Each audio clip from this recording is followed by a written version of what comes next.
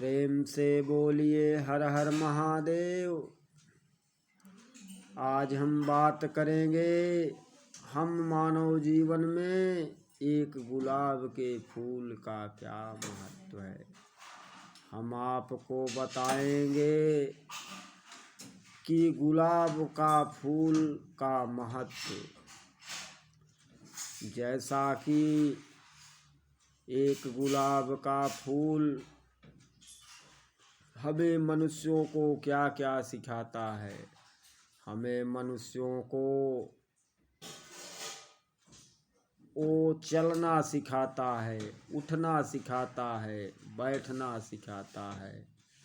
जैसा कि वो कांटों में रहते हुए भी, ओस को सहते हुए भी वो कभी डगमगाता नहीं है, हर कठिनाइयों को सहता रहता है। जैसा कि हम आपको बताएंगे गुलाब का फूल कांटों के बीच में रहते हुए भी, ओस को सहते हुए भी वो हंसता रहता है।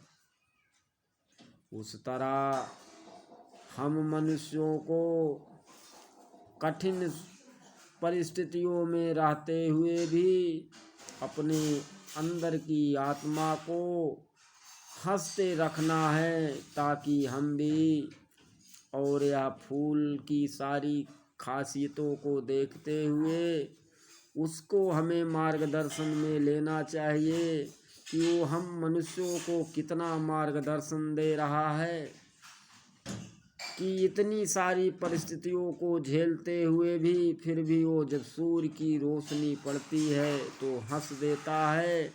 इसलिए हमारे मनुष्य जीवन को यह सीखना लेना चाहिए। सूर्य अपनी जगह को कभी डगमगाने नहीं देता है। गुलाब का फूल अपनी जगह से कभी हिलता नहीं है। उसको लोग तोड़ लेते हैं फिर भी वो रोता नहीं है, वो हंसता रहता है। इसलिए हम मनुष्यों को फूल से ये सब सीखना चाहिए कि कभी भी चिंता किसी विषय को, परिस्थितियों को देखते हुए नहीं करना चाहिए। जैसा कि हम आपको बताएंगे एक समय की बात थी, एक मनुष्य के ऊपर दो लोग थे।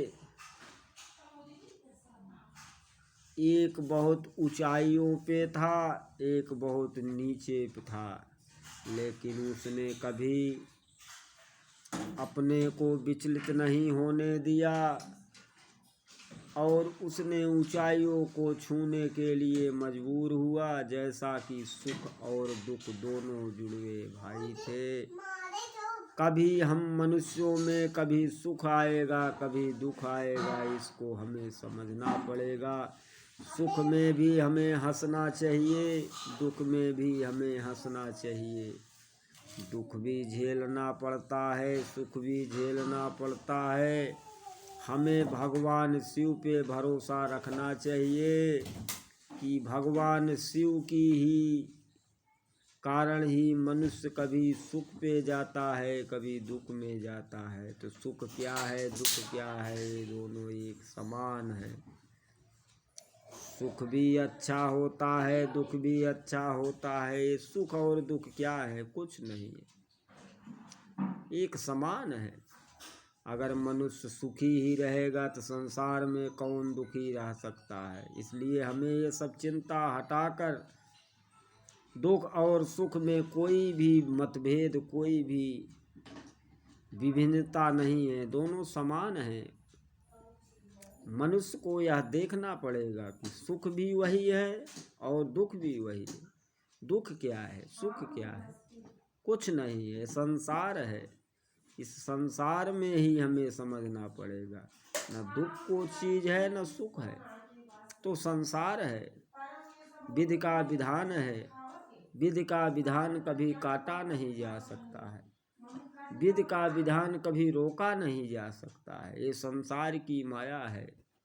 जैसा कि हम आपको बताएंगे कि भगवान शिव भी विवश थे। ये विधि के विधान भगवान भी जानते हैं कि विधि का विधान टाला नहीं जा सकता। यह संसार है, ये विधान है, एक कण है, एक धुरी है। एक धुरी कभी पृथ्वी की निश्चित नहीं, तो हम तो मनुष्य हैं। हम मनुष्यों को यह देखना पड़ेगा, हम मनुष्यों को यह सोचना पड़ेगा कि सुख क्या है, दुख क्या है। सुख दुख दोनों समान हैं। कभी संसार में सुखी रहना है, कभी संसार में दुखी रहना है। इस पे हमें सोच विचार नहीं करना। हमें अपने रास्ते को एक गुलाब के फूल का मार्गदर्शन लेना पड़ेगा कि फूल किस मार्गदर्शन में हमें ले जा रहा है। उससे हमें सीख लेना पड़ेगा कि वो अपने स्थान और धुरी को कभी नहीं छोड़ता है। मनुष्य उसके उस फूल को भी तोड़ के लाते हैं, फिर भी वो फूल हंसता रहता है। इसलिए हम मनुष्यों को यह देखना पड़ेगा या फूल से सीखना पड़ेगा।